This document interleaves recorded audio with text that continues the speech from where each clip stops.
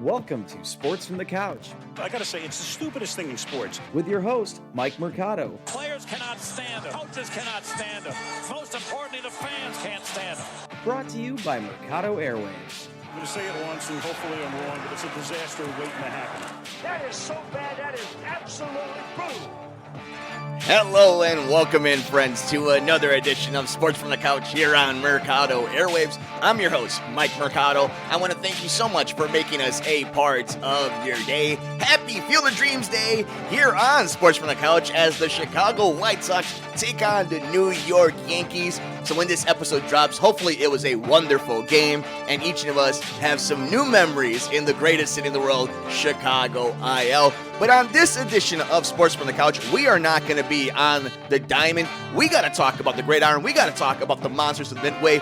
More specifically, we are going to talk about Matt Nagy. He was on 670 The Score, a local radio station here in Chicago on Mulligan Hall. And that's an interesting thing to say. So we're going to replay that interview from a few days back and interact, kind of see how we feel about questions and answers, and talk about it here on Sports from the Couch. But before we get into all that, let's take care of some housekeeping notes. You can follow me all over the universe. I'm on Twitter at Mike Media, Instagram, Mike Mercado Media. Be interactive with the show on Twitter at Couch Sports Talk. Like, rate, review, and share us wherever you get your favorite podcast at Mercado Airwaves. We're on all major podcast platforms. Check out the video version of the podcast on youtube.com/Mercado Airwaves Network. Make sure you guys subscribe to us over there and hit that bell to get notified every single time we upload a brand new episode. You can also check us out over at Roku. Shout out to Jerry Riles and the team over at the Rewind Sports 60. They got an amazing lineup over there. Check us out over at the Rewind Sports 60 at Roku. Like us on Facebook at Mercado Airwaves. Become a producer of the network over at patreon.com/Mercado Airwaves. We have swag over on teespring.com/Mercado Airwaves. And of course, keep up to date every single time we drop another one of our amazing podcasts from the network, like the Gone Missing podcast, the Two Nerds of a Feather podcast, the Good Brothers, and of course, our interviews with athletes and celebrities. Just follow us on Twitter at Mercado Airwaves. All right, so like we mentioned, it is a busy sports week, a busy sports day here in the city of Chicago, but I wanted to really talk about this interview that just happened a few days ago. As of this recording, it is August 12th, 2021. This was about 36 hours at this point when Matt Nagy did this interview, and it is with the morning show Mulligan Hall on 670 The Score. I highly suggest you guys check out the entire show. It's a great, wonderful show here in the city of Chicago, so I wanted to just kind of dissect it, talk about it, and we can kind of go piece by piece to see what we think about what was being said and kind of the reaction to local media about it. So without and let's not wait any longer. Let's just get right into it, guys, here on Sports from the Couch. You know, is there a path for the backup quarterback to win the job, or is that set in stone? No, first of all, like you said, getting to the unofficial depth chart, I know that's part of the process. And I think that's for us as coaches to be able to evaluate all these guys. And it can get challenging at times with all the different players we have in the positions and who's playing, this quarter, that quarter, how much, or, are they playing with this guy and that guy? And so it's for us, the biggest thing we want to do is take all these practices that we're having and let them play in a real live situation. And I think when you look at the quarterback situation right now, with what Andy has been doing and just the amount of command that he has and where he's been with this offense, and the same with Justin and Nick, Justin's really, really growing at a great rate for us mentally and physically. He's taking it all in. I know he's super excited, as are the other guys, to get out there and play a real game, on Saturday. And so it's going to be fun for all of us. Justin's going to get a lot of reps. And I think for all of us, we've been waiting all this time to be able to see these quarterbacks in general get out there. And then for us to move up and get Justin, we know this is his time in the preseason to show what he can do. And we're going to get that chance on Saturday to see it. So first thing, I think what we've kind of had to talk about this as the months have gone on, the offseason, and kind of looking around the landscape of the NFL. While it's not ideal that Andy Dalton in 2021 is, your QB1 if you're a team that has aspirations to win a Super Bowl. But it's another thing when he's just part of your QB room, right? Like a QB room of Nick Foles, Andy Dalton, and a highly coveted rookie quarterback. That's a nice thing to have. And I think in general, and we'll talk about it a little bit later, it seems like Justin Fields, at the very least, seems to be the goods a little bit. Whether or not he's Patrick Mahomes, that's a different conversation. That's crazy. I don't know if he's going to end up being a bust. Again, that's a different conversation. That's crazy. But if he's a competent, if he's a professional quarterback, it's a good thing to have Andy Dalton in your QB room. That's luxury. And, Nick Foles can bring some type of equity when it comes to a trade or, again, just having somebody who's won a Super Bowl. And I'm not talking about on the field stuff, but just those intangibles that you can't learn anywhere else besides being there. Not only in a game, but learning from other professionals. And Andy Dalton, again, he's not going to ruin your franchise. If anything, he's going to do what he needs to make sure that you guys are able to win a game. He might be able to be the guy to win you said game, but he's not going to be the dude that loses you that game. And I think that's an interesting thing to kind of just on the jump to talk about this QB room. Now, Justin Fields getting a lot of playing time. That's the only way this happens, right? Like, we know they want to be patient with Justin Fields. We know that there's problems with the offensive line. I mean, Tevin Jenkins hasn't been playing, has a back issue. You don't have Leno. Like, there's stuff going on with this offensive line, and it is scary to put your prized QB that you just drafted and moved up to get in that position. But he's going to need to play. And live action against Miami, whether it's these practice games that they're doing in scrimmage during training camp or on actual Saturday nights when they play their first preseason game. He needs to see live action. He needs to see how it is when dudes are playing for contracts. Because now from this moment on, dudes are playing for contracts. Players are playing for contracts, playing for futures, playing for their kids' education and the food that they're going to put on their table. So it's all on the line now. And that's what you want to see when it comes to scouting a rookie quarterback like Justin Fields. Because we've seen it. We've heard about the 7-on-7, the 2-minute warning drills. We've seen it. We've heard about it. It's been talked about from local journalists. But to actually hear from the head coach that that's what they're going to do, that's good signs. Let's continue on with the interview. Coach, what has Justin Fields done best at camp, and how prepared are you for the runaway expectations locally if he does what he has done at camp Saturday at noon? Yeah, no, you know what? He's done a few things really well. Number one, he came in from the offseason, and his number one objective to come in here and make sure he could get the plays in and out better than what he was doing in OTAs, and he accomplished that. Calling the plays in the huddle for him, he's beat that curve. He's way ahead of the curve on that part, and that's exciting for us. The second part now is being able to see the defense and the post-snap progressions of the rotations of the safeties and the second level. And then obviously the first level there too, with the stunts and blitzes by the backers and making the right ID calls with its protections. What was that part too, X's and O's wise. Then the third part that I think he's done a great job with, and we'll see more of it on Saturday in a real situational game, is how do you bounce back from, maybe a poor decision, a poor throw, or on the opposite side, how do you respond after you make a good play? To me, so far, what I've seen is I think he's done a really good job of balancing that, and he really doesn't let a previous play affect the next play.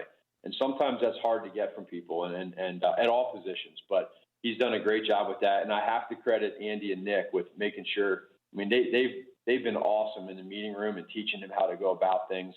And again, we're all excited to see them all play on Saturday. So what I wanted to talk about in that question and that response from Matt Nagy, from David Hall about kind of Justin Fields' play is you think about the way he talked about Mitch Trubisky and the way kind of reporting came and scouting came from him, that he just wasn't quite getting it. And now this isn't no dig at Mitch Trubisky. And by the way, Trubisky got it wrong on social media. He didn't diss the Chicago fan base or the organization. You guys really should check out the entire clip. But you could just kind of hear it in the way other players talk about it, the way reporters talk about it, scouts talk about it. This dude gets it. Justin Fields is a prodigy. He really is, just as much as Trevor Lawrence was, just as much as Zach Wilson is. Like, there is something special about the way Justin Fields reads the Matrix. Again, it's all speculative whether or not it works out or it doesn't. Whether we have ourselves a Super Bowl MVP coming up or we have ourselves a bust. It doesn't matter. We've heard it that the people who know best see him understanding it. And if he's making mistakes, he's able to adapt, learn, and adjust. And that's the big thing in the NFL. It's all adjustments because they're going to figure you out. You're going to figure them out. They're going to figure you out. You got to figure them out. That's the game. That's stuff that Mitch couldn't figure out. All the athleticism, all the grit, all the want is wonderful. But if you can't put it into action, if you can't be a sponge with a room of Nick Foles and Andy Dalton, have your Georgia and Ohio State background, a prodigy from day one in the South, if you can't put it all together, then it's all for naught, right? But it seems like just from what the word is the word, Bird, that this is what's happening. So let's go on with this interview from 670 The Score. Mully and Hall, they are on from 5 a.m. to 9 a.m. in Chicago, Monday through Friday. This is their interview with the head coach of the Chicago Bears, Matt Nagy. We are reacting to it, talking about it. You guys can check out the entire interview over on the Odyssey website here on Sports from the Couch on Mercado Airwaves. I'm your host, Mike Mercado. Let me know your thoughts on what the coach of the Chicago Bears has to say. I'm on Twitter at Mike M Media, Instagram, Mike Mercado Media. Be interactive with us on Twitter at Couch Sports Talk. Coach, you mentioned he's going to get a lot of plays. Will he get any snaps with the first team offensive line with the top skill position players? Yeah, I think there's a decent chance of that happening as we go. You know, for us, we have some competition there at that line, and the reason why I said that in regards to individually with how much guys play per quarter is we're probably going to go into this thing with it being different this year with only 3 games in the preseason, which we're excited about. Having to figure out who we want to play at certain spots for whether it's a certain amount of plays or it's a certain amount of quarters. And I just think the more we talk about it as a staff, it's probably realistic that some of that's going to happen with him. And even maybe not even just the first game, but the second and third game. So the good thing with having a guy like Andy is we know, number one, he's aced the test in regards to this offense and the command and calling plays. He knows it inside out. We know he's played, 9-10 years in this league. So we know he can play in an NFL game. For us, we got to be able to evaluate Justin, too, and see where he's at, and this is the time to do it. And it's funny because that is the truth of the scenario, right? Like, this isn't about seeing if Andy Dalton is still the goods, if he could be the old gunslinger. This is about whether or not the kid can go. And Andy Dalton is going to be fine. Nick Foles, they're going to be fine. They know how to get their body ready. They know how to play in the National Football League. They've seen it and done it all. They've been in the playoffs. One has won a Super Bowl, right? So this is about Justin Fields and seeing whether or not that he could keep up with the speed of the game. And if it is a Russell Wilson and Matt Flynn thing where, yeah, you brought in the free agent, you said a lot of things to him, but the guy that you drafted that just has the spark and the imagination of the fan base and the players around that roster, he took it. And that could be the case right here that we need to see it. And I think that's something that can't be lost, though. Besides the hype of Justin Fields, and I actually have it pulled up right now. We'll talk about it in a little bit from the practice with the Dolphins, the hype of Justin Fields. But Andy Dalton, you can't disrespect Andy Dalton. He is a pro quarterback, and he is going to do what he has to. He's going to be a professional, and if all things are okay, this is a guy that can be 500, that can be that bridge to Justin Fields, and who knows what happens, right?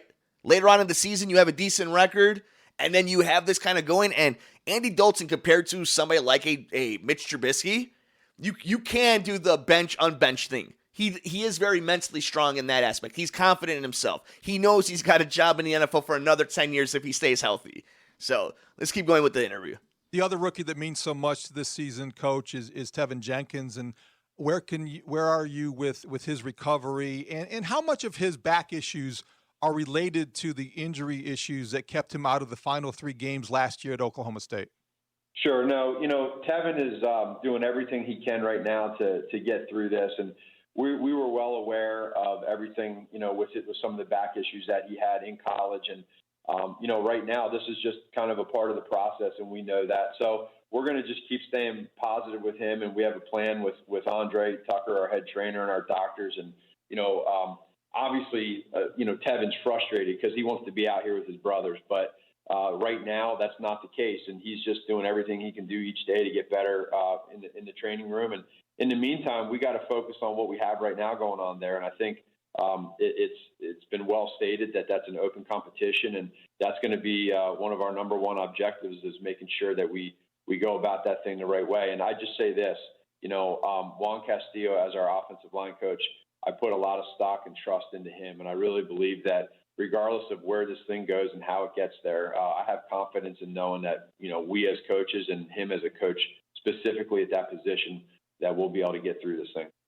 So what I take from that, and I think it's its own criticism, it's a critique, but it's also, you got to keep it real, right? You got to be real about it. So they got Tevin Jenkins. There's a reason why the rest of the NFL let him get to the second round. They didn't think he was a left tackle. Was the back a real problem? I don't know. Everything could be all good with the kid. He could show up and play 17 weeks and have himself a Hall of Fame career, right? Like, I don't know. You don't know that. But what's interesting is what we do know, where we're at this point. They felt confident enough in either their training staff or their reports that they can give up assets, move up, and not only draft him with back issues, apparently knowing full well that he had them, but then having him change positions when you just drafted a rookie quarterback. Like, there is in its own right enough to criticize right there. I can like the makeup of Jenkins. I can like what the potential of him can be. But the idea of your biggest asset now, your biggest project, the thing that matters to most is what's going to happen not only with Justin Fields, but to make sure you protect him long enough that he reaches that potential or what you believe that potential can be. And that's not what they did in that scenario. Maybe they believe that can't be it, and we got to give him credit for, we got to give him the benefit of the doubt. But I don't trust this front office when it comes to being able to draft guys that aren't injury prone. Kevin White was the first pick in this entire regime, right?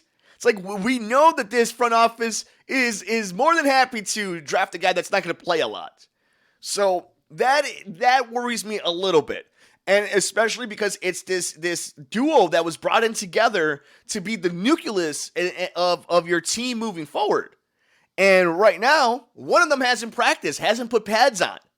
And you're going to need him to protect your star rookie quarterback now. Let's keep going. Let's go for a little bit longer. I highly suggest you guys check out at the Odyssey website at 670 The Score to hear the entire interview with Coach Matt Nagy with Mully and Hall. But we are just reacting to what the coach had to say in this interview here on Sports from the Couch on Mercado Airwaves. I'm your host, Mike Mercado. Thank you guys so much for joining us as we listen to the head coach of the Chicago Bears talk about his football team. Has Juan told you kind of exactly when the player would have to be back in order to start the season opener? I mean, you haven't really had even the opportunity to evaluate him yet. Right. No, you're right. I mean, no, we've talked a little bit in regards to more so about just depth and where we're at. And you play the what if game. Okay, what if he's ready tomorrow? What happens in practice? What if he's ready in 1 week? What's that look like? And so that's where we just got to stay in good communication with our trainers and just get a feel for where things are going each day. And we'll do that. But again, this is going on in a lot of places. There's holes that some teams got to fill, and we realize at the left tackle position that's a big one, and that we want to get it right. So we're going to do everything we need to do to make sure that thing gets done the right way, and we're working on that every day. I know you said that you had no stress, absolutely no stress about Eddie Goldman's situation, being on the COVID list and coming back. But what gives you the confidence that he can come back and be the kind of player that we remember him to be? Because it has been a while, Coach, since he has played football. And really fast before we hear that answer, Eddie Goldman's going to be a big part of this, right? Same thing with Akeem Hicks and how much that's going to benefit somebody like Khalil Mack and Roquan, and he's a big part of it. And it was really sad to see him get into that COVID list because of him missing last year of fears of COVID, but it seemed like that was a false report or a contact tracing. So let's hear the answer of how important Eddie Goldman is to the Chicago Bears. No, yeah, you're right. And that's very realistic to have that feeling. And I didn't know, to tell you the truth, until he got here in training camp to really see what type of shape he was in. But he got here in training camp and he just really impressed all of us. And it was crazy. It's crazy to think about when he's been out of football that long. And but that's a credit to him. I know he was staying in shape during the season last year and doing everything he can so he didn't come back here out of shape. And now for this to happen, it's unfortunate, but it is what it is. And I just know that he cares, number one. And as long as he cares, then we know we're in good hands. And he'll come back in here. And Coach Rumpf has done a really good job with that defensive line, building a relationship with those guys. Eddie has been the same old Eddie when he was here. So I just think that's what gives me comfort in knowing when he comes back here, I really feel like we're just going to take off. Kindle Vildor atop the depth chart ahead of Desmond Trufant, which, I think speaks to your confidence in him as a player. I know you've said that he's playing fast and that you like what you've seen from him. Where are you guys at with the corner position? The nickel back, I didn't see the depth chart address that. I guess it's Duke Shelley. How confident are you with those guys in that secondary? And when I see this Bears roster, and as the coach is going to talk about the secondary, this is a team that's going to rely all on its front seven. It's all about its linebackers and its interior linemen, and it's outside rush. That's what this team is going to be based on, and it's athleticism. They do have talent in the secondary, but you saw from the moves that were made and the guys that were let go that this is a case where that's going to be its weak point. Let's hear what the coach has to say about that then. Yeah, no, I mean, that was another one that for us that we wanted to make sure going into this thing that we knew was going to be a lot of open competition. And when you put this unofficial depth chart out, it gives us an opportunity to really, I guess, from the early start here, show the way guys are playing in training camp, early part of training camp, but that thing is still open. Kindle has come in here, and I think we felt it at the end of last year. You could really see his confidence start to grow towards the end of the season. He came into OTAs and he was really, really confident. He was playing with a lot of swag and just in a good way, and it was infectious. Then he comes into training camp, and now he's just out here and he's doing everything that our coaches are asking for. And how do you not love that as a coaching staff and as a scouting department to be able to get a young guy like that has that? And you just never know when you hit on guys like that. So he's got a ways to go. He's competing. And the same thing with nickel, like you said, with the nickel position. Duke Shelley right now, would be the unofficial starter there, but there's competition there as well. And so these guys are going to have to show what they can do. And we realize that, with Coach Sean Desai now being the defensive coordinator, you guys know he used to coach the nickels, and that's a very valuable position to him. So we're really putting things together. We're going to see here the next few preseason games how it turns out, but we love the competition, and there's a really good vibe right now on this team. Alec Ogletree has been an interception machine since coming into camp at linebacker, the veteran who has joined the Bears. And how might he impact this defense, Coach? And is it true that was he just visiting? Robert Quinn happened to be in the building, and you guys ended up signing him shortly after that? Yeah, so number one with Ogletree, I think it's funny. We always joke. I mean, he came in here and comes out here, puts the pads on, and has like 7 interceptions. We talk about it's like he swallowed a 4-leaf clover, but he's around the ball everywhere. And Robert and him are close friends, and so they were around and just supporting each other. And for us, we actually happened to be having some guys go down at that inside linebacker position, so it was something that our scouts with Ryan and his guys are always looking at different positions to kind of fill up some depth at that spot. And he came in here and he's taking great advantage of it. And so, the thing with him, as you guys know, is he has a ton of experience, and he had a pick against us a few years ago, and it obviously hasn't left him. So what a great opportunity for him to come in here and show what he can do. And we're excited about it. And I think that shows, again, what we were talking about, that they want depth in linebacker and in defensive linemen. And I think they believe that if they're able to rush the quarterback, get to the quarterback, that they're going to make opportunities for their secondary to get the ball or to strip themselves on the defensive line or linebackers and get a possession for the offense. So I really do think it's going to be a philosophy thing of a linebacker defensive line thing for the Chicago Bears. Matt, you mentioned Sean Desai. I read where he hasn't decided yet if he wants to be in the booth or on the sideline. and he'll be experimenting a little, I guess, in the preseason. Is it an obvious preference for you? Did you have to make any kind of adjustment, and what advice have you given him? No, you know what? So I want him to be wherever he can be most comfortable. And this is what I've done both. And so the thing is that, obviously Vic was up in the booth his whole entire career. And then he gets hired as the head coach. And now he's down on the sideline, and that's different. Those guys get really comfortable up there. You can see a lot more up in the booth. You can see what's going on. You got a bird's eye view. It's a little more challenging when you're down on the field. But I know Sean's going to try both, test it out, and see what he likes to do. And I just want him to be comfortable. The positive part of being on the field is you're there communicating with the players. You can feel it all. You can see it all with them and just talk through things. But at the same point in time, he might like it up there, and whatever he wants is what we're going to roll with. And I think that that'll be enough of the interview. You guys should check out the entire thing over at the Odyssey app and their website. For 670 The Score, the Mully and Hall Show, Monday through Friday, 5 a.m. to 9 a.m. on 670 The Score. Coach Matt Nagy joined Mully and Hall, so check that out. And thank you to them that we were able to react. And, I wanted to end there because I kind of wanted to just end on Matt Nagy himself. And I like Matt Nagy. And, of course, as an NFL coach, he's not going to give you a lot. There's a lot of just speak. There's a lot of words, but not a lot of substance. But I think there's a genuine emotion-type person, dude, behind the coach.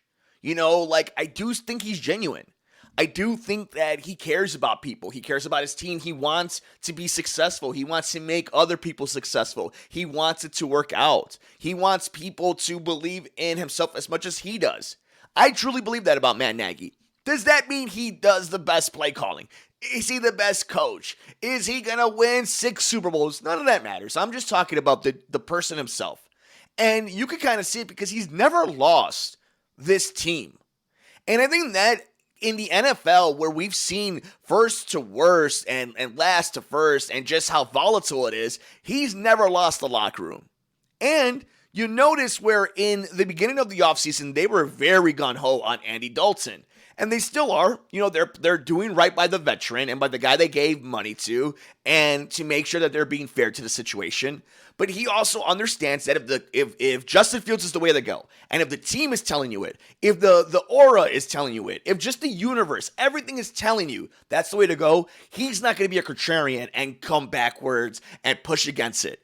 I think he's a forward-thinking man. I don't have to agree with everything he does, believes, whatever, but I do believe that about him when it comes to football. And I think that's important for this team right now that's in transition, that also wants to be competitive, but also has a very important mission statement, which is develop and create a all-time Bear quarterback in the rookie they brought in a wonderful prodigy, a wonderful talent in Justin Fields. So I like that interview. Hopefully you guys enjoyed that. And before we head out, I wanted to tell you guys, again, we went on social media and there were a couple things that happened during this practice game between the Dolphins and the Bears during training camp. They are leading into their Saturday afternoon game, that is, at Soldier Field. So here's from Adam Hogue, again, a Bears beat reporter. Well, there's no doubt that the best QB on either field today was Justin Fields. Just completed a nearly perfect red zone period. Only incompletion was a drop by Ryle Ridley in the back corner of the end zone on a good ball. All of Fields' talent was on display. #Bears. This comes for Jeff Dickerson. Justin Fields was on fire during a deep red zone period versus the Dolphins. Had 3 touchdown passes, and a nifty out-of-the-pocket scramble that resulted in a rushing TD. Should note that QBs are not to be touched in practice. And here's one that should get all Bears fans excited, and all fans of football or you Buckeye Nation lovers.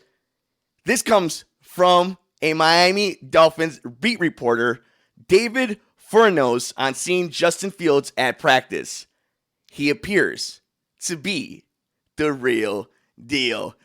Thank you guys so much for joining us on this edition of Sports from the Couch. If that doesn't get you hyped up, if that doesn't get you excited, Bears fans, you might have yourself one in Justin Fields, but at the very least, You know you got football season back. It is going to be a wonderful time this Saturday as the Bears take on the Miami Dolphins in their first preseason game.